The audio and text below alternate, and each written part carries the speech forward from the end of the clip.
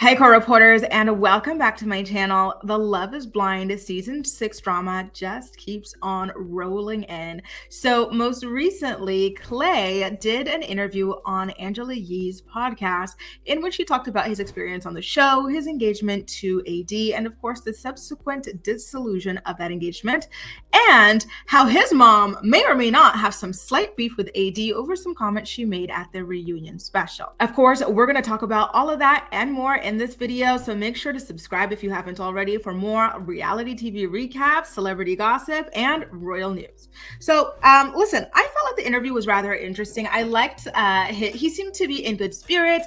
I love Angela Yee's voice. I could listen to her speak all day, and Candace from the Real Housewives of Potomac was there as well. So let's just start off like right at the top. He gets into his mom not appreciating a comment that AD made at the reunion. So as we are all well aware, Clay's mom was cheated on throughout her 23-year marriage to Clay's dad. It was terrible. Honestly, my heart broke for her. I feel like everybody's heart broke for her upon hearing that. And then upon hearing that there were even some more affairs that she wasn't privy to until they started filming the show. And not only that, but Clay's dad used to bring him on these little thoughty excursions, right? So AD at the reunion, when they ask her like why she's not willing to date Clay after the fact and stuff, like, you know, some reservations that she has with their relationship, she says basically that she doesn't want to end up, and she said, listen, respectfully speaking, I don't want to end up like Clay's mom. So that's why I had to choose myself, basically, meaning, listen, I don't want to help a man who's like so broken, right? Like, I want to be with a man who's ready, who isn't worried about cheating on me because he knows that he is a man of integrity, like, you know, and who wants to be a husband and who knows what it means to be a husband. And so I took it as a very innocuous comment. I feel like the majority of people took it that way. It didn't at all seem like it was coming from a malicious place. And in fact, many of you guys even said that in my comment section of my video when I made recapping their wedding episode, right? A lot of people said in that stunning scene between Clay's wonderful, beautiful, amazing mom and his trifling thoughty daddy, that listen, like, you guys felt like that could have been AD and Clay in the future if Clay had said yes and agreed to marry AD the way she said yes to him. So like a lot of you guys were like, you know what, he kind of saved her from that because he is his daddy's son, right? Like, he hasn't done all the growing that he should do. And so I feel like it's one thing for Clay to say that, like, okay, his mom did not appreciate the comment, but then he took it a step further and he tried to intimate that AD on some planet would be jealous that his mom was married for 23 years. He's like, my mom didn't appreciate the comment, but listen, my mom was married for 23 years. Like, you wish. She wishes what, Clay? She wishes what? 23 years of misery, of disrespect, of putting your mom's physical health in danger, of psychologically tormenting that woman. Like, I don't know why they keep bragging on this 23 years of hell that the mom put up with, because there is nothing commendable about it, in my opinion. You know, the mom was so severely traumatized in this marriage, but then her children were too, most notably Clay, because he's the subject of this show. What is there to brag about? You know, and those are 23 years of her life that she will never get back, right? She could have had 23 happy years by herself, you know, just her and her kids, or maybe she would have met somebody else and been treated like with respect and dignity, but she didn't. It was the 23 years of hell. So I don't understand like why he wants to brag about that. Like, that's just absolutely ridiculous to me. And then he also complains that when they were in the pods, AD passed herself off as being someone who loved to hustle the way that he does, because we know that Clay is an entrepreneur. He rents jet skis and all sorts of different things like that. And he's got other businesses on the side as well.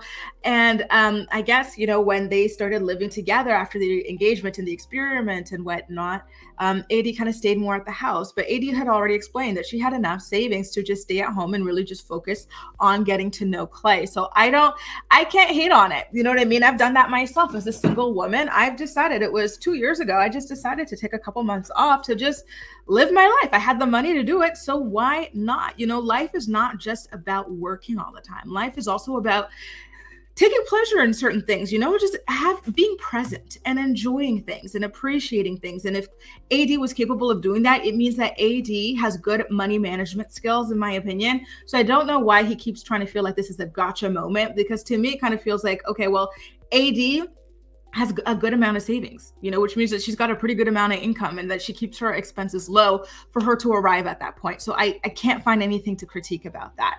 And so he says that she was just more focused on being a wife. And so she was really just at home, and that he felt like she just wanted to be a stay-at-home wife at the end of the day, which, he doesn't want to provide for, which is fine. Listen, if AD wants to be a stay-at-home wife to somebody, that's great. There are plenty of men who want that. And if Clay wants a woman to work and hustle and pay 50% or whatever it is, that's fine too. There are plenty of women who will accept that and want the same thing as well. It's just that they're not a good match for each other at the end of the day. But it makes you wonder why he kept trying to date her anyway. It's like, okay, well, if you guys are so fundamentally different and you didn't understand her finances and you feel like she's so fiscally irresponsible, then why are you bothering her? Leave her alone. Let her run back to her sugar daddy, right? Because he did talk about how before him, AD was the man who provided for her lifestyle and stuff.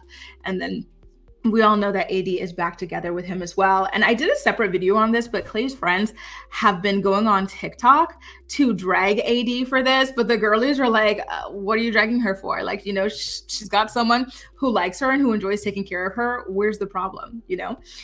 So now when it comes to Clay's businesses, I was a little confused because at this point, he says that he had to take a little bit of a step back because trolls from the show were harassing him. They were leaving voice notes with threats and everything like that, and leaving 1-star reviews. I'm like, guys, that is so weird. It's just a TV show, first of all. Second of all, Clay never did anything to people, anybody. He was not someone who was malicious, who was hurtful, who was two-timing or anything like that. He was just somebody who was going through trauma and who was unpacking that trauma and living out a relationship in front of our eyes. What is there to hate on for that? I find that to be rather ridiculous. I'm sorry, but sometimes the people who watch these shows are just so freaking deranged and pathetic, who does that? That's so weird. If you're one of those people, please stop. Just freaking ridiculous. And then he said that people were playing on his phone. They would call, make prank calls and stuff like that. Just a lot of stupidness. And so like I said, he claimed that he took a step back from his business as a result of this. But then in the end, how at the end of these podcasts and stuff, people go, okay, well, where can people find you? He's like, if you ever need some jet ski rentals this Saturday, they'll hit me up. I'm like, that can't mean you. But you just said, so I don't know what's going on with his business then. He did also say that he's got another job, but he didn't talk about what the other job was. So now, one thing about men is they will always defend other men, even if or especially if they are trash. So we talk about how Trevor had a girlfriend going into the show and he told her not to worry about the whole getting engaged to somebody else thing because it's just for publicity. He wouldn't actually marry, blah, blah. So Angela Yee and Candace bring that up. And of course, Clay is there to defend Trevor. And he's like, yeah, well, you don't find out that you're doing this show until a week before. And even then they tell you you're just a maybe. And it's like, okay, it doesn't matter. You're still telling somebody that you're going to go through the experience, bullshitting it, excuse my French, and then double back to them at the end. That's still not supposed to happen. So what are you defending here, And then he tries to throw women under the bus by saying that other women had guys that they went back to after. It's one thing to go back to an ex after you go through an experience and it doesn't work out. And then maybe you go, you know what, this made me appreciate someone that I have already been with in a new light, and let me try back with them. It's one thing to do that, and it's another to completely come on the show purposely intending to hurt people, to lie to people, and to manipulate people and the general public the way that Trevor did, And I also feel like Clay was throwing shade at AD with that because we know that AD is back together with her ex, the man who owned the club that she would bartend at. And of course, you guys remember when we talked about this, Jimmy did an interview with, I think it was Extra TV, in which he said that he would love to date AD. And so Angela asks Clay how he feels about that. Would he feel kind of weird or hurt if his friend Jimmy wanted to really date AD, if they actually wound up dating? And he said no, which was rather interesting to me because I wouldn't be cool with it. If one of my friends wanted to date someone I've dated, I would find it to be just too weird and too awkward. And so he's like, I believe in bro code. It's well, doesn't that break bro code? And so he's like, well, bro code for myself, even though I broke bro code with my dad. So I'm like, wow, you really thought that keeping your whore dad's thoughting and bopping on the low is bro code? Did he tell you that when you were a child? Because if so, there is something serious. We already know there's something seriously wrong with him for the way he acted in his marriage, but there's something doubly seriously wrong with him that he put that on you as a child. That is crazy to me. And I hope that Clay unpacks that in therapy. That is not bro code. That is just trash, you know? And so he says also that he's cool with all the guys on the show, pretty much except Matt. Like he names them all, he just doesn't name Matt. And then he says that, what's the crazy guy? The crazy guy, what's his name? And it's spelt wrong. That guy, he does a lot of Jeremy. He does a lot of like jet ski riding and stuff. So he's always at Clay's business renting from him, which is wonderful.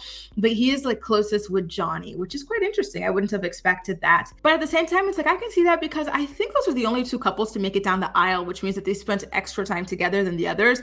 And I believe they had their bachelor parties together. So that would have been great. Then their suit fittings and all sorts of things like that. And then also they ask Clay if the reason he's not married is because it was the wrong person or if it was because of the wrong time. And Clay says that it was the wrong time because he actually, really truly loved AD and he wanted to continue dating her after the altar, but he just didn't feel ready for marriage. So there you go. There's a lot of people who claim that Clay never truly loved AD. He wasn't actually attracted to her. And I'm like, I'm always wondering why you guys are putting those words in his mouth. Like, AD is a beautiful girl. So why do people just keep assuming that Clay's not attracted to her? Like, is it true that he led with her body more than her face? Yeah, absolutely. But I feel like that could have been editing, right? Like, because at the end of the day, in these reality shows, they're edited to look a certain way. But when you hear Clay talk at the reunion, when you hear him do his interviews, he makes it very clear that he was in love with this woman and that he's attracted to her. So maybe we can finally kill that narrative, right? As for where their relationship currently stands, Clay says that they're cool, but he stopped pursuing like hangouts with AD because she would be kind of like about it, a little bit lukewarm, which I get. She doesn't want to give him too much of her time because he already fumbled her. Why would I want to hang out with the guy who dumped me at the altar? Like, let's both move on in our separate directions and keep it cool, keep it cute, and keep it cordial. Now, I'm sure a lot of you guys are wondering how his father is doing, if his father's in therapy and all that. Clay says his father has been on his own healing journey. He has apologized to Clay's mother, and he has also apologized to Clay and his sister as well, which is very lovely. And then he takes the opportunity to ask the public to back up off his dad, which I don't know. Listen, I feel like the criticism is very warranted. And then he says that he's not really interested in doing reality TV in the near future, but perhaps it's something he can do in the distant future. But when it comes to regrets doing the show, he regrets not doing his homework and actually watching much of it before starting, because he feels like some people knew how to play the game better than he did because they like studied the show and really hardcore watched it and whatnot. So there you go, you guys. A recap of Clay's interview with Angela Yee and Candace Dillard Bassett. How do you feel about some of the comments that he made? Like, listen, that 23 years you wish. The way my eyes rolled out of my head. But apart from that, I do like that he has always committed himself to growth, and I hope that he continues down that path. Let me know what you think in the comment section down below, and as usual, we'll chat. That's all for now. Thank you so much for watching, and I'll see you next time. Bye now.